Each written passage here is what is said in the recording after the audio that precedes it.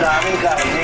Hindi na kami nagkanin kasi pag ganito lang talaga ito, parang okay siya na pinapapak na. Social siya eh, walang rice sa custard. Oo nga, sige, sige. Kahit sa challenge ang tignan, dito pa rin tayo sa roadside mga kawa. Sa roadside na.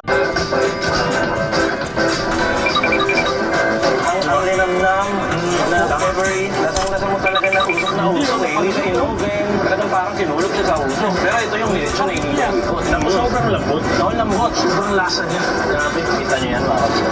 Parang effort. Minarinate na ilang oras. Yung linamnam niya talagang na. Wala pang bukawan yan, okay na. Sauce nila dito talagang masarap daw. Gusto kong makakatry mo. Ikaw na mag-judge. Gamit din ang lechon baka.